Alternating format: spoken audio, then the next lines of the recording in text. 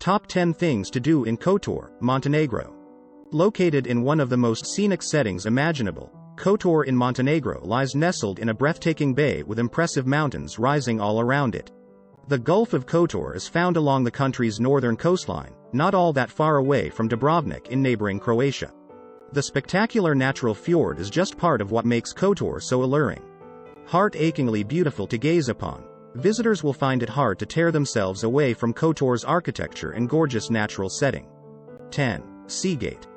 Built in 1555 during Venetian times, the Seagate is the main entrance to Kotor and is set in the side of the city walls facing the waterfront.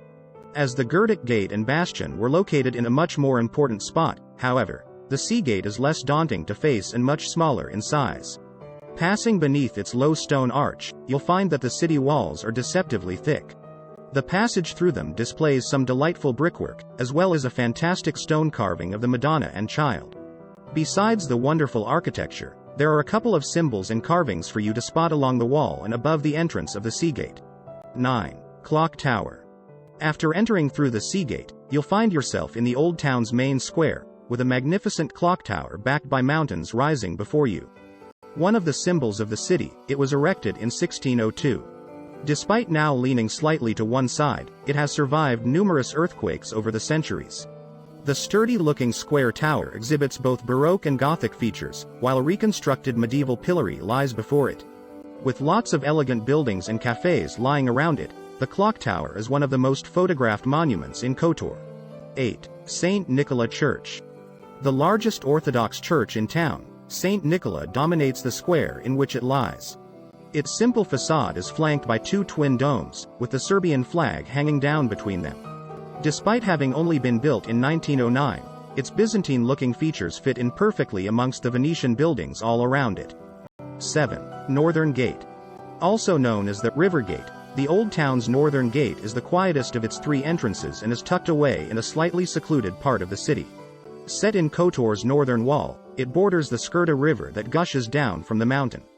Built in 1540 in a Renaissance style, the northern gate is quite small and unimposing, with the moat-like river before the wall being its main defense. The small streets in the old town that snake their way to the northern gate are very peaceful and pleasant to stroll around. 6. Piazza of the Arms. Kotor's main square, the Piazza of the Arms, or Trgod Oružja, as it is called in Montenegrin, is where you can find a number of the city's most impressive and important historical monuments. Lying alongside the city walls in the west of the old town, you can enter the spacious square through the magnificent Seagate, which has stood there for centuries. Lined by beautiful buildings, the piazza is home to a number of souvenir shops, cafes, restaurants, and bakeries, and is usually quite busy at any time of day with people strolling about. 5. Lovegen National Park. Rising high above Kotor, the mountainous Lovegen National Park is the perfect place to head if you want to immerse yourself in nature while enjoying some stunning scenery and astounding views.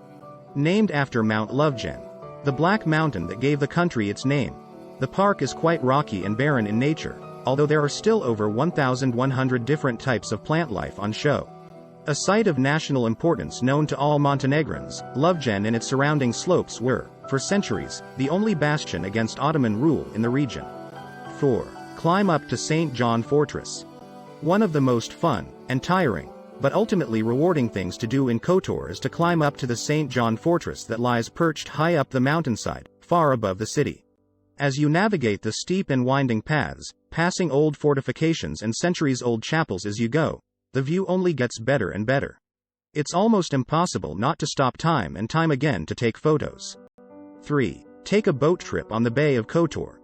With so much stunning scenery to be enjoyed in and around Kotor, taking a boat trip around the surrounding waters is a fantastic way to see more of what the area has to offer. With other places, such as the magical Blue Cave and the former World War II prison island of Mamula, lying slightly further away, not to mention the coast's many enticing beaches, taking a boat trip is a great way to see more of the nearby attractions. 2. St. Tryphon Cathedral. Undoubtedly the most impressive building in the city, St. Tryphon Cathedral boasts two marvelous Baroque bell towers. One of just two Roman Catholic cathedrals in the whole country, it was built all the way back in 1166, although various earthquakes have meant that from time to time it has had to be repaired and reconstructed. Set in a lovely piazza with a mountain looming behind it, the cathedral certainly paints a pretty picture, and its elegant interior is no less alluring. Besides the fabulous columns and vaulted ceilings, there is the beautiful Sacral Art Museum for you to visit. 1. City walls. Enveloping the old town in their protective embrace, Kotor's city walls have been around since the 9th century. Stretching around 4.5 kilometers in length, the fortifications remarkably continue their way up the steep mountainside, seeming to defy gravity, right to the St. John Fortress perched high up above the city.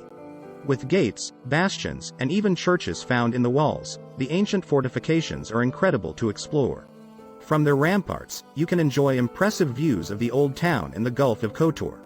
Passing through either Seagate or Gate into the city for the first time is an unforgettable experience.